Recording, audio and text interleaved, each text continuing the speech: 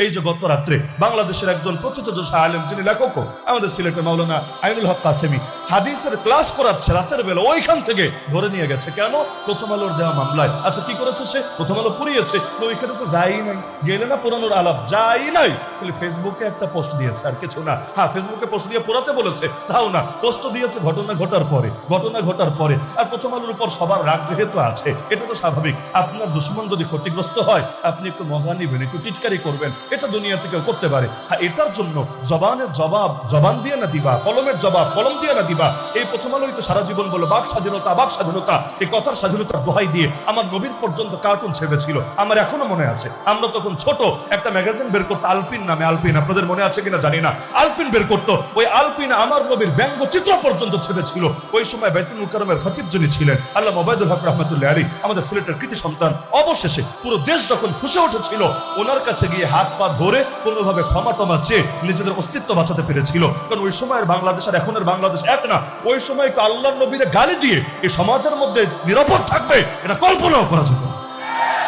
তো যাদের বাকস্বাধীনতা এতটা লাগামহীন, আমার নবীর ব্যঙ্গচিত্র পর্যন্ত আঁকতে পারে, যাদের বাকস্বাধীনতা এত লাগামহীন, যারা সব সময় ইনসাফের বিপক্ষে আর বিভিন্ন দালালি আর জুলুমের পক্ষে অবস্থান করেছে, যারা এই দেশে 111 পর্যন্ত ঘটিয়েছে, যারা এখন পর্যন্ত যারা ক্ষমতা থেকে দূরে, ওই সমস্ত মানুষদেরকেও বিভিন্নভাবে পচিয়েছে, আর যারা বিগত দিন ক্ষমতায় ছিল ওদের নজর বৃত্তি করেছে, এখন তাদের নিয়ে ফেসবুকে একটা পোস্ট দিলেও নিয়ে জেলখানায় ভরবে। এমনকি এটার জন্য অন্য পত্রিকার লাইসেন্স পর্যন্ত কেড়ে নেবে। কেন? ওরাই তো সমাজের মধ্যে মূল ভিআইপি, আর আমরা তো কচুরি কম। এমনই অবস্থা না? বাংলাদেশে বামে নাস্তিক, এই কথিত সুশীল, ওদের হালত দেখলে মনে হয় এই দেশে সাধারণ মুসলমান এগুলো মানুষই না, তাই না? এদের কোনো মত থাকতে নাই, এদের কথার কোনো দাম থাকতে নাই। এই যে এক একটা জুলাই সনদ বানায়, সংবিধান বানায়, এই বানায় সেই বানায়, আপনি দেখেন তো এগুলোতে জনমানুষ, এই সাধারণ মুসলমানদের কয়জনের মতটা সেখানে গিয়ে স্থান পায়, কয়জনের মতের প্রতিনিধিত্ব হয়? আপনি খোঁজ নিলে দেখবেন ওই যত নীতি, যত আইন, যত বিধান, যত কানুন এই দেশে প্রণীত হয়, অধিকাংশই এমন দেশের 80% মানুষের মত সেখানে কোনো কেয়ার করা হয় না। ওই হাতে গোনা কিছু ফাজিল, ওইগুলোর মতগুলোই সেখানে গিয়ে স্থান। তো ওই জামানায় আল্লাহ নবীকে বলছে লাঞ্ছিত, সাহাবীদেরকে বলছে লাঞ্ছিত, আর মুনাফিকরা নিজেদেরকে বলছে ইজ্জতওয়ালা। ওরা বলছে আমরা ইজ্জতওয়ালারা এই লাঞ্ছিতদেরকে ঘাড় ধাক্কা দিয়ে মদিনা থেকে বের করে দেব। কেন? এবারে যুদ্ধে মুসলমান হারবে, মুসলমানদের দুর্দিন চলে এসেছে। আমার আল্লাহ জানিয়ে দিলেন, মুসলমান এবার যেহেতু ওদের কনফিডেন্স লেভেল বেশি হাই হয়ে গিয়েছে, এবার আর তোমাদের কষ্ট করা লাগবে না। অন্য সময় তো টুকটাক তোমরাও কষ্ট করেছো, তোমরাও হালকা পাতলা যুদ্ধ করেছো, বাকিটা আল্লাহ গায়বী ভাবে সেরে দিয়েছেন, এবার আর ওইটাও লাগবে না। ওয়াকাফাল্লাহ আল্লাহ বলেন ওই লড়াইয়ে আল্লাহ নিজে মুমিনদের পক্ষ থেকে লড়াই করে দিয়েছে। মুমিনদের লড়াই লাগে না, আল্লাহ করে দিয়েছেন, আল্লাহ যথেষ্ট হয়ে গিয়েছেন। বলবেন কিভাবে? রাতের বেলা আমার আল্লাহ এমন ঝড় পাঠিয়ে দিয়েছেন, ঝড় বুঝেন তো, এমন ঝড় এসেছে ওদের তাবু, ওদের ডেকডেকচি, ওদের সবকিছু উড়িয়ে নিয়ে চলে গেছে। এমন করে এতটা পেরেশান হয়েছিল, ওদের ঘোড়া, ওদের উট, এগুলো পর্যন্ত রশি ছিঁড়ে যে যেভাবে পেরেছে ছুটতে শুরু করেছে। ওই ঘোড়ার উটের পায়ের তলায় পড়ে পর্যন্ত প্রচুর পরিমাণ সৈনিক সেখানে মৃত্যুবরণ করেছে। এমনকি ওরাও যখন সামনে কিছু দেখছে না, এমন ভাবে ভাগতে শুরু করেছে, ওই নিজেদের হাতেও নিজেরা প্রচুর পরিমাণ মারা পড়েছে। ওরা ভেবেছিল এবার তো এসেছে সম্মিলিত বাহিনী হয়ে, এবার আমাদের ঠেকায় কে? কিন্তু আল্লাহ একাই, মুসলমানও লাগে নাই, আল্লাহ একাই গায়বী কুদরত দিয়ে ওদেরকে ঠেকিয়ে দিয়েছে। বিগত সময়ে জুলুম যত বেড়েছে, এই উম্মতের মধ্যে এক একজন নতুন আবু সাইদ, মুগ্ধ আর ওসমান হাদিও আল্লাহর পক্ষ থেকে তৈরি হয়ে গেছে। কয়জনকে মারবে, কয়জনকে দমাবে? আরে মানুষ তো এগুলো জাস্ট ওসিলা মাত্র, মূল যা করেন সব তো আল্লাহই সৃষ্টি করেন গায়বী ভাবে। মানুষ কি হর জামানায় লোক তৈরি করেন কে? হাদিসের মধ্যে আছে, সহিহ হাদিস, নবীজি বলেন লা ইয়াজালুল্লাহু ইয়াগরিসু ফি হাযা দ্বীন গারসা ইস্তামিলুহুম ফি তাআতি। হাদিসটা মাথায় গেঁথে রাখবেন, তাহলে বলেন আরবিটা গেঁথে রাখেন, আর জনসাধারণ যারা আছেন বাংলাটা গেঁথে রাখেন। লা ইয়াজালুল্লাহু ইয়াগরিসু ফি হাযা দ্বীন গারসা ইস্তামিলুহুম ফি তাআতি। আল্লাহ নিজে এই ইসলামের মধ্যে চারা লাগাতে থাকে, আল্লাহ নিজে এই ইসলামের মধ্যে চারা লাগাতে থাকে, যেই চারাগুলোকে তিনি তার আনুগত্যে নিয়োজিত রাখে। সুতরাং এটা ভাবার কারণ নাই কোন মানুষ মরে গেলেই মনে হয় ইসলাম থেমে যাবে। আর যদি কারো মৃত্যুতে ইসলাম থেমে যেত, আল্লাহ নবীর ওফাত যেদিন হয়েছে সেদিনই ইসলাম হারায় যেত। কারো মৃত্যুতে যদি ইসলাম থেমে যেত, খুলাফায়ে রাশিদিন যখন এই পৃথিবী থেকে চলে গিয়েছেন তখন ইসলাম থেমে যেত। কারো মৃত্যুতে যদি ইসলাম থেমে যেত। যখন ইমাম আবু হানিফা জেলের ভেতর লাশ হয়েছেন, ইমাম মালিকরে পর্যন্ত মুখে চুনকালি লাগিয়ে গাধার পিঠে চড়িয়ে মদিনার অলিতে গলিতে ঘুরিয়েছে। ইমাম শাফিঈকে পর্যন্ত যখন জেলে ফেলে রেখেছে, ইমাম আহমদ বিন হাম্বলকে যখন পিঠাতে পিঠাতে তার পিঠের গোশতগুলোকে পর্যন্ত কিমার মতো বানিয়ে ফেলেছে, তখন ইসলাম হারিয়ে যেত। আরে কারো মৃত্যুতে যদি ইসলাম দমে যেত, এত প্রজন্মের এত বরেণ্য ইমাম আর বুজুর্গ তারা যাওয়ার দ্বারাই এই ইসলাম শেষ হয়ে যেত।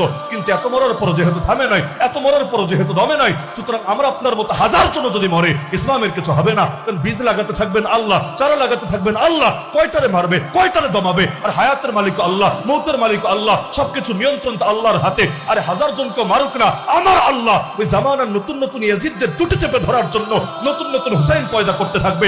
যতদিন নমরুদরা আসবে তার মোকাবেলায় আল্লাহ কোনো না কোনো ইব্রাহিমকে পাঠাবে। যতদিন ফিরাউনরা আসবে তার মোকাবেলায় আমার আল্লাহ কোনো না কোনো মুসাকে ঠিকাদার করিয়ে দেবে। যতদিন পর্যন্ত গৌর গোবিন্দরা আসবে আমার আল্লাহ ওদের মোকাবেলায় কাউকে না কাউকে শাহজালাল বানায় দিবে। যতদিন পর্যন্ত আধিপত্যবাদীরা থাকবে, আরে একজনকে মারলে কি হবে, আমার আল্লাহ ঘরে ঘরে এক একটা হাতি পয়দা করে দেবে। তো অতীতের মধ্যে সমস্ত কাজ আল্লাহ তাআলা নিজ কুদরতে ঘটাতেন, এখনো আমার আল্লাহ নিজ কুদরতে ঘটান।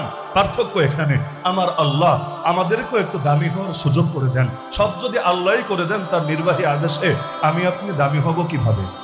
কথা বুঝতে পারছেন? সব যদি আল্লাহই করে দেন তার নির্বাহী আদেশে, আমি আপনি দামি হব কিভাবে?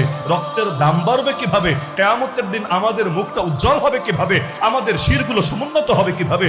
এজন্য কিছু না কিছু কাজ আমাদেরকে যে যদি আল্লাহ করিয়ে নেন, এর দ্বারাই তো আমাদের কপাল খুলবে। ইসলামের জন্য যদি কিছু করতে নাই পারি তাহলে আমি দামি হব কিভাবে? ইসলামের জন্য কিছু যদি নাই করতে পারি, আল্লাহর সামনে কিয়ামতের দিন আমার মুখ উজ্জ্বল হবে কিভাবে? সুতরাং হর জামানায় আমার আল্লাহ এই কোরবানির সিলসিলা জারি রাখবে। যার কারণে আল্লাহ নবীকে কোরবানি কম দিয়েছেন, কম দিয়েছেন। আমার নবী বলেন, আমাকে আল্লাহর পথে এত বেশি কষ্ট দেওয়া হয়েছে যত বেশি কষ্ট কোনো দিনও কোনো মানুষকে দেওয়া হয়নি। আমরা আর কি কষ্ট করি, আমরা আর কি কষ্ট করি? আল্লাহ নবী বলেন এত কষ্ট দেওয়া হয়েছে যত কষ্ট কোনোদিনও কোনো মানুষকে দেওয়া হয়নি। উযিতু ফিল্লাহি মা লাম ইউযা আহাদ। শুধু তাই না, ওয়ালাকাদ উখিফতু ফিল্লাহি মা লাম ইউখাফ আহাদ।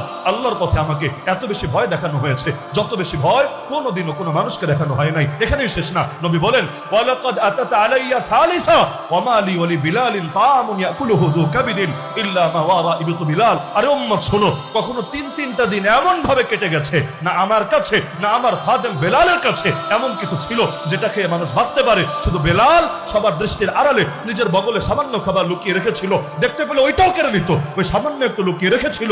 এটা খেয়ে আমাদের দুইজনকে তিনটা দিন কাটিয়ে দিতে হয়েছে। এমনকি ভাবতে পারেন সর্বযুগের সর্বশ্রেষ্ঠ যিনি, আল্লাহর পর সবচাইতে দামি যিনি, এমনকি খালি উম্মতের নবী না নবীদেরও নবী যিনি, সেই নবীর ঘরেও 2 মাস চলে যায় একটাবার চুলা জ্বলে না। 63 বছরের জীবন কাটায় দেয়, পরপর 2 দিন কখনো তৃপ্তি করে খাওয়া হয় না। এমনকি গোটা জীবনটা শেষ করে চলে যায়, একটাবারের জন্য নরম মোলায়েম কোমল রুটি জীবনে খাওয়ার সুযোগ হয় না। কি পরিমাণ কোরবানি দিয়েছেন, কি পরিমাণ কষ্ট করেছেন। আল্লাহ নবীর আদর্শই যদি থাকে আমাদের সামনে, আমাদের কোরবানির তো কোনো কোরবানি মনে হবে না। আরে এক বেলাল কি কোরবানি দিল, এক সুমাইয়া কি কোরবানি দিল, এক আম্মার ইয়াসির খুবৈব হাব্বাব কি কোরবানি দিল রাদিয়াল্লাহু আনহুম। যারা জমিনে বসে আল্লাহ সন্তুষ্টির ঘোষণা পেয়েছিল, যারা নবীর সোহবতে নিজেদের ঈমানকে আস্ত নূরে পরিণত করতে পেরেছিল, তারাই যদি দ্বীনের জন্য এত রক্ত ঝরাতে পারে, এত কোরবানি দিতে পারে, আমি কি আর আপনি কি, আমরা সবাই কি? সবাই মিলে তো তাদের পায়ের ধুলা সমান হব না। সুতরাং চেতনা তো এটা থাকা দরকার, এই দ্বীনের জন্য আল্লাহ নবীর গালে যদি আঘাত লাগতে পারে, আমার গাল নবীর গালের চাইতে বেশি দামি না। এই দ্বীনের জন্য আল্লাহ নবীর চেহারায় যদি থুতু ছোড়া হতে পারে, আমার চেহারা নবীর চেহারার চাইতে বেশি দামি না। এই দ্বীনের জন্য আল্লাহ নবী নামাজরত অবস্থায় তার গলায় চাদর পেঁচিয়ে শ্বাসরুদ্ধ করে যদি হত্যা করার চেষ্টা হতে পারে, আল্লাহর কসম আমার গলা নবীর গলার চাইতে বেশি দামি না। এই দ্বীনের জন্য আল্লাহ নবীর দাঁত যদি শহীদ হতে পারে, আল্লাহর কসম আমার দাঁত নবীর দাঁতের চাইতে বেশি দামি না। এই দ্বীনের জন্য আল্লাহ নবীর আঙ্গুল থেকে যদি রক্ত ঝরতে পারে, আল্লাহর কসম আমার আঙ্গুল নবীর আঙ্গুলের চাইতে বেশি দামি না। এই দ্বীনের জন্য আল্লাহ নবী যদি পেটে পাথর মারতে পারে, আমার পেট নবীর পেটের চাইতে বেশি দামি না। এই দ্বীনের জন্য আল্লাহ নবী যদি 3 বছরের বেশি জেল খাটতে পারে, অবরুদ্ধ থাকতে পারে, আমার জীবন, আমার বছর, আমার সময় নবীর চাইতে বেশি দামি না। এই দ্বীনের জন্য আল্লাহ নবীর আপন চাচা যদি 70 টুকরা হতে পারে, এমনকি তার বুকটাও বের করে চিবিয়ে খেয়ে ফেলতে পারে, আমার বাপ চাচার দাম নবীর চাইতে বেশি না। এই দ্বীনের জন্য আল্লাহ নবী যদি কাবা ছাড়তে পারে, মক্কা ছাড়তে পারে, আরে আমার এলাকা, আমার কর্মস্থল এটা নবীর চাইতে বেশি দামি না। এরপর এই দ্বীনের জন্য যদি আল্লাহ নবী কারোর সামনে মাথা নত না করে, আমরাও তার অধম উম্মত হিসাবে কোনদিন বাতিলের সামনে মাথা নত করার কথা কল্পনাও করতে পারি না। 24-এর আন্দোলনে যদিও আমাদের বাংলাদেশ থেকে একজন স্বৈরাচার সরকার বিদায় নিয়েছেন, কিন্তু বাকি স্বৈরাচাররা আমাদের বাংলাদেশেই কিন্তু এখনো আছে, যার কারণে এরা যতদিন বাংলাদেশে থাকবে ততদিন পর্যন্ত বাংলাদেশের মানুষ, বাংলাদেশের মুসলমান কোনোভাবে শান্তি পেতে পারবে না।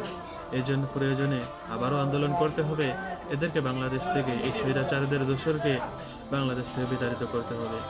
তাই সবাই আওয়াজ তুলুন, সবাই এই ভিডিওগুলিকে শেয়ার করে দিন, আর যে সমস্ত স্বৈরাচারের দোসরগুলি বাংলাদেশে আছে তাদেরকে বিতাড়িত করার জন্য চেষ্টা করুন। ভালো থাকবেন, সুস্থ থাকবেন। আসসালামু আলাইকুম রহমতুল্লাহি ওয়া বারাকাতুহু।